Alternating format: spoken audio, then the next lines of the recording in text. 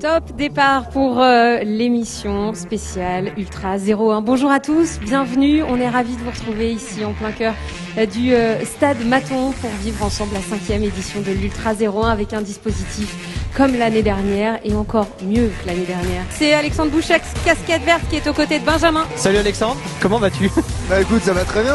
Toi, là c'est le moment où tu sais qu'il va se passer un truc, ton corps il a conscience qu'il y a un truc qui va se passer. Il le sent 2 ou 3 jours avant, il voit que je réduis un peu des soirées, bon bah pas cette fois-ci, mais que je prends du malto, que je me nourris avec plus de pâtes, plus de riz, il y a moins de pizza.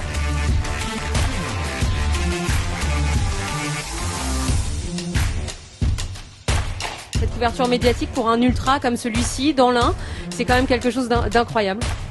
Ouais, c'est assez rare pour un trail qui est aussi jeune. En fait, on sent vraiment les moyens qui sont mis.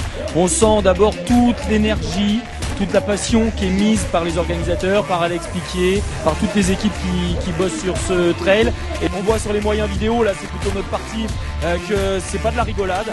Et le résultat, il se voit aussi dans les images qui sont fournies par l'organisation. C'est vrai que là, les images, il faut aussi savoir que c'est des coureurs qui sont à pied, hein, des images embarquées avec des petites caméras sur stabilisateur. Donc, on a des moyens aussi complètement propres. En fait, essayer de se cramer devant. J'ai ralenti, faut le laisser passer quand tu passes la course. Et je sais aussi que les gens aujourd'hui, ils choisissent ces destinations par rapport à toutes ces images qu'on voit, qui sont sublimes. Mais ils font non seulement une destination le jour de la course, mais ils reviennent après. C'est-à-dire que ils ont vu des endroits en passant dans les parcs naturels régionaux, sur les falaises autour de Nantua. Ils disent tiens, je vais aller faire un week-end en famille et je vais vous emmener découvrir ce que j'ai vu pendant la course, quoi. C'est-à-dire qu'il est important de ne pas attendre que les signes de déshydratation soient installés pour réagir. Et à ce titre, il faut bien évidemment que les coureurs soient vigilants, mais également toutes les équipes de secours qui sont déployées.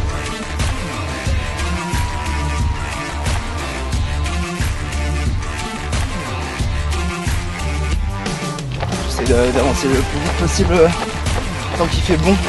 Alors qu'ici on découvre ces images avec le drone, magnifique.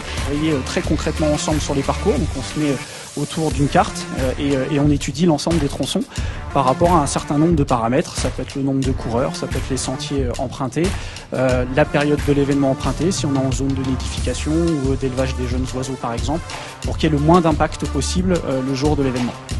Alors s'il y a un DJ à l'arrivée, si j'arrive à garder la première place, j'adorerais avoir Daft Punk One More Time.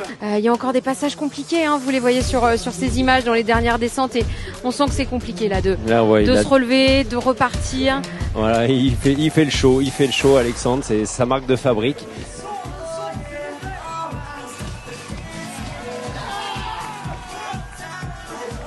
Je trouve qu'on apprend à se connaître humainement pour soi, formidable, mais aussi avec le temps je me suis rendu compte que faire des ultras et en parler de la pratique de l'ultra à des gens qui auraient même pas idée que c'est possible de courir 20h, 30h, quand ils se rendent compte que en fait c'est pas un extraterrestre, c'est un petit parisien un peu plus tard sur les bords qui le fait, la conversion se fait dans la tête de se dire que très facilement eux aussi ils peuvent le faire.